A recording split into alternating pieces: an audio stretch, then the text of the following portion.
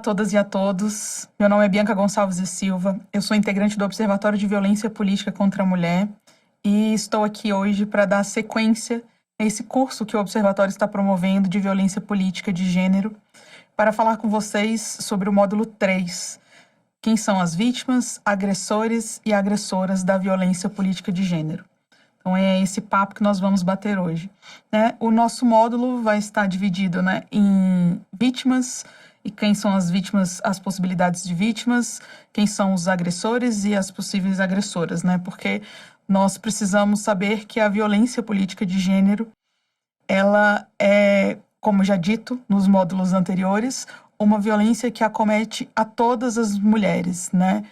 Não somente candidatas e mandatárias, como está descrito na lei, mas também ativistas, defensoras de direitos humanos, servidoras públicas. Então, nós temos uma gama de outras mulheres que podem ser vítimas de violência política de gênero, assim como também temos diversas possibilidades de agressores, né? Tanto institucionais, agressores políticos, não estatais e sociais. Então, é isso que nós vamos começar a ver aqui. Então, quem pode ser vítima de violência política de gênero? Qualquer mulher pode ser alvo de violência política de gênero, considerando que ela se manifesta nos espaços políticos, institucionais, profissionais ou privados, podendo ocorrer antes, durante e depois das eleições, né? Então, a violência política de gênero, ela não está adstrita ao processo eleitoral em si. É qualquer violação, como já deve ter sido dito nos módulos anteriores, qualquer violação a direitos políticos. E aqui nós devemos entender direitos políticos no sentido amplo, né? Não apenas o direito de votar e ser votada, mas também o direito de participar ativamente das decisões, como eleitora, enfim. São diversas possibilidades de vítimas da violência política de gênero. E para cada espaço e forma de violência é possível verificar uma infinidade de vítimas, né?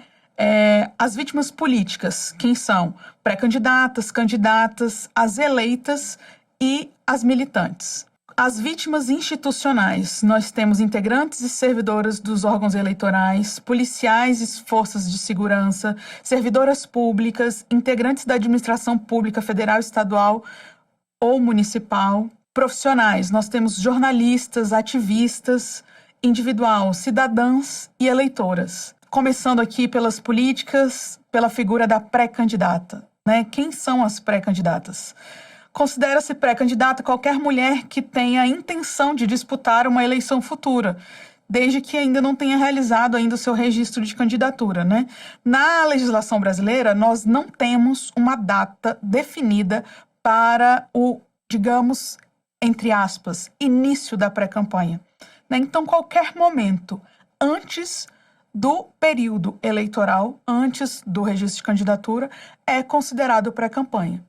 Então, a pessoa que tem interesse, né, a pré-candidata que tem interesse em concorrer às eleições, ela já pode se definir como pré-candidata e ela pode praticar diversos atos, né, digamos assim, pré-eleitorais. Ela pode se colocar à disposição, ela pode dizer da sua intenção de concorrer na próxima eleição, pode falar das suas plataformas, pode, por exemplo, participar de programas de televisão, rádios, podcasts, fazer, né, a divulgação do seu nome, digamos assim, desde que ela se coloque como pré-candidata. Ela não pode, em momento algum, falar que é candidata. Só pode dizer que é candidata a partir do registro de candidatura, né? Na verdade, ela só poderá dizer que é candidata a partir do dia 16 de agosto, que é quando começa a propaganda eleitoral propriamente dita. Isso para que todos os candidatos e candidatas saiam na mesma linha, né? Deem a linha de largada, digamos assim, igual. Então, esse é o limite específico temporal para se considerar candidata. Como eu disse, né, as pré-candidatas, elas podem fazer propaganda do seu nome, porém, elas não podem, em hipótese alguma, pedir voto, né? Então, pedido explícito de voto jamais pode acontecer. Isso só pode acontecer a partir do momento em que a propaganda eleitoral começa propriamente dita, né? Então, essa é a figura da pré-candidata. Qualquer pessoa, qualquer mulher que tenha interesse em concorrer nas próximas eleições e que ainda não esteja no período eleitoral que tenha realizado seu registro de candidatura. E a violência política de gênero, ela se manifesta muito em face das pré-candidatas, né? A cada caso que eu trouxer aqui para vocês, eu vou dar exemplos reais, né? Tentarei o tanto quanto possível dar exemplos reais, mas nós estamos vendo aí, por exemplo, notícias em que deputada denuncia perseguição à pré-candidata e repudia a violência contra a mulher no Ceará. A violência já é usada como elemento de pré-campanha eleitoral para 2024. Né? Então, nós temos uma violência política muito grande a partir do momento em que a mulher já se coloca ali como uma possibilidade de disputa na disputa eleitoral. E, nesse sentido, ela já se torna uma potencial vítima de violência política de gênero.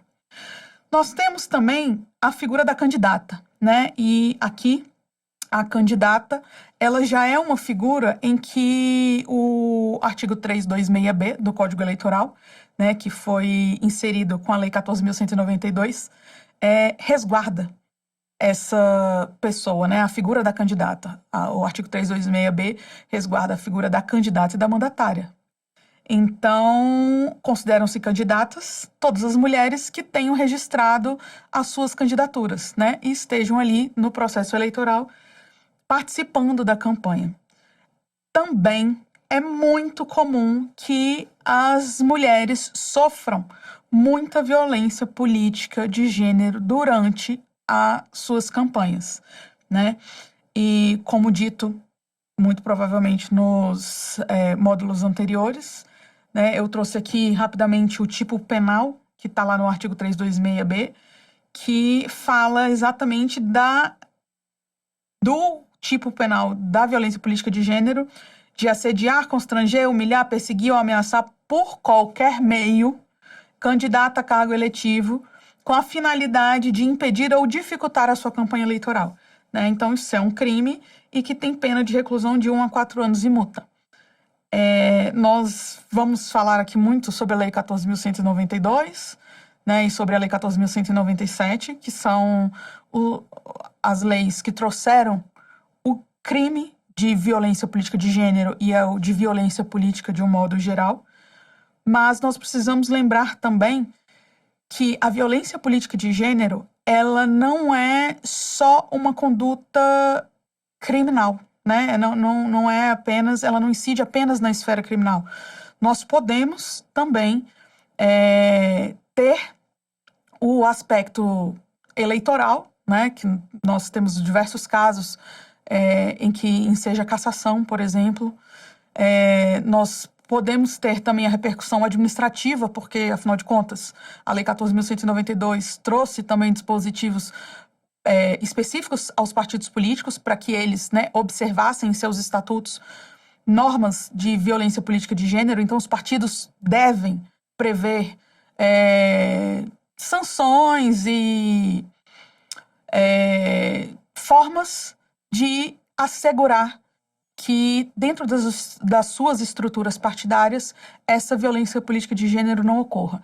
Então, né, a conduta da violência política de gênero, ela pode ter consequências tanto na esfera criminal como na esfera eleitoral e também na administrativa. Lembrando que todas as esferas são independentes. Como eu disse, é muito comum que as mulheres sofram, né, violência política de gênero durante as suas campanhas eleitorais. E aqui nós trazemos exemplos, né, de violências praticadas cotidianamente em face das candidatas. Né? Então, aqui nós vemos vários xingamentos, né? Gorda, porca, burra. Candidatas recebem mais de 40 xingamentos por dia no Twitter durante a campanha eleitoral. Então, nós precisamos também, né, deixar bem fixado que a violência política de gênero, ela acomete todas as mulheres, de todos os espectros políticos. Não há uma mulher política que nunca tenha sofrido uma violência política de gênero, né? Talvez existam mulheres que não reconheçam a violência que sofrem, mas infelizmente, a violência política de gênero, ela atinge a toda e qualquer mulher que faz parte da política.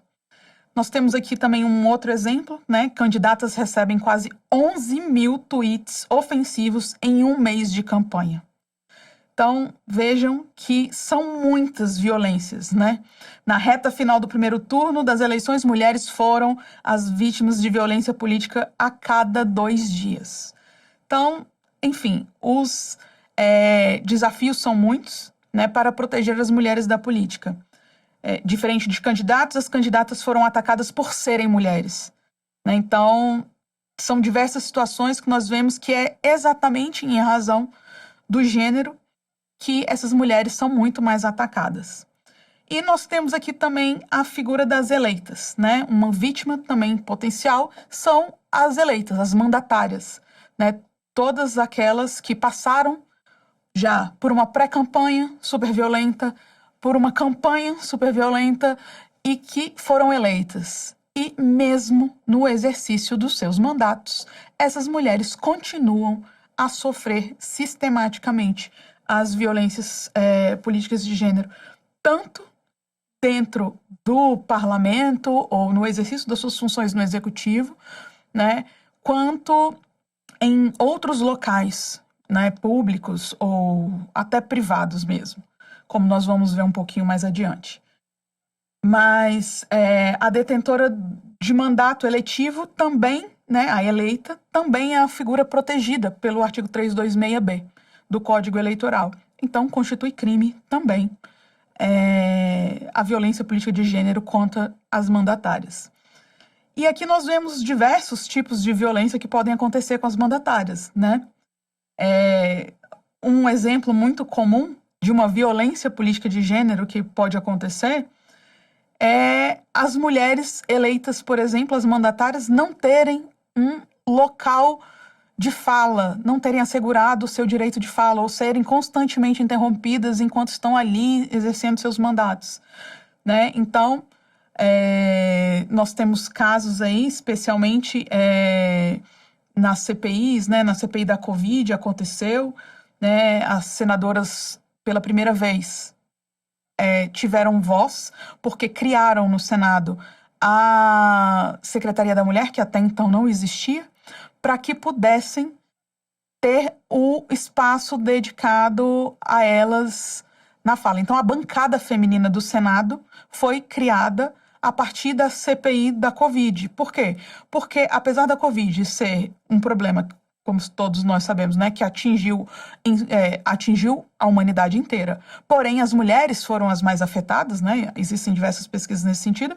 No parlamento, quando a CPI foi instituída, não havia a figura das mulheres na CPI, né? Nenhuma mulher foi escalada, digamos assim, foi nomeada para participar da CPI. E aí o que elas fizeram?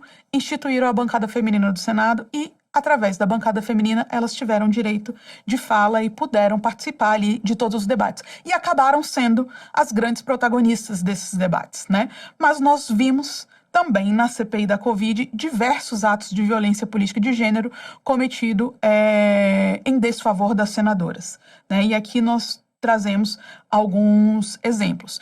Então, tanto as mandatárias federais, né, senadoras e deputadas federais, são vítimas de violência política de gênero no exercício do seu mandato, como também as vereadoras, as prefeitas, né? Então, qualquer esfera de poder, seja ela estadual, municipal ou federal, todas elas são as mandatárias que sofrem a violência política de gênero.